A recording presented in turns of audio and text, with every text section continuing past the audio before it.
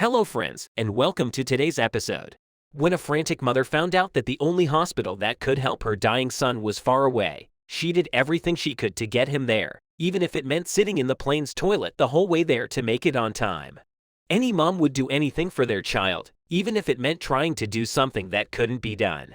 One mom did everything she could to save her child's life, even if it meant sitting in the bathroom of an airport for the whole trip. Ben and Xavier had always wanted to have more children.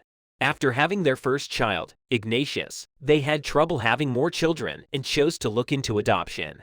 But things didn't go as planned.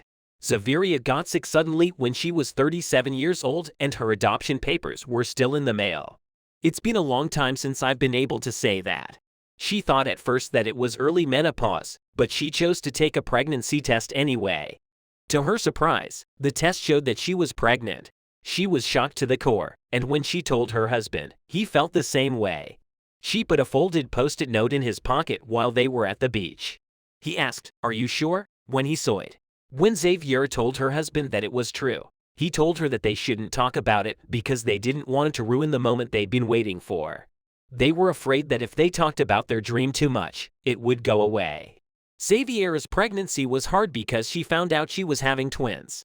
She had some blood at 8 weeks and thought she had lost her beautiful babies, but they were fine. At 20 weeks, during one of her regular ultrasounds, the doctor suddenly stopped talking, and she knew something was wrong. They told Xaviera that one of her twins, Francis, had Down syndrome and a hole in the heart, which is more generally called ventricular septal defect. At 36 weeks, Xaviera went into labor and gave birth to her twins. But a day after they were born, she was told that Francis' heart was much worse than they had thought. He can't live with the hole in his heart, the doctor told Xavier and Ben.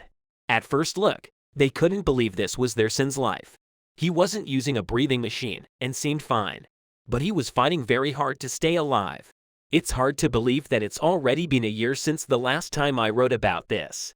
So she did everything she could to get him the care he needed. Francis had to have a rare treatment to stay alive, but it could only be done in Melbourne, which was a long way from their home in Darwin. At the time, COVID-19 was very common, so no commercial planes would take them. They had to ask for days before they could get on a care trip to Melbourne.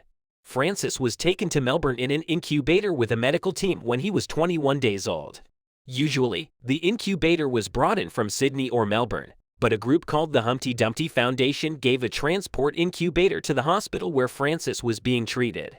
At first, only Francis was meant to be on the trip, but Xavier insisted on coming along, so she had to sit in the plane's bathroom the whole time. She sat there with Francis's twin brother Ernie, who was healthier, as her carry-on bags. Xavier couldn't help but cry when they finally got to Melbourne. So much weight had been taken off her shoulders, and her sweet son would finally get the care he needed. In the end, the surgery went well, and Francis is now a healthy boy who is just as busy as Ernie. When I was a kid, I always wanted to be a doctor. I wanted to help people. Even though he still needs to take things one step at a time because he has Down syndrome, he has been given so much love and care that it has been much easier for him to get used to his daily life. Xavier is a better mother now that she has been through so much. She's happy to have her kids and would still do anything for them to be happy and healthy. So many crazy things happen in airplanes, it's hard to believe. That's it for today, friends. Please let us know what you think about this story. Thank you for watching, and we'll see you soon for more amazing stories.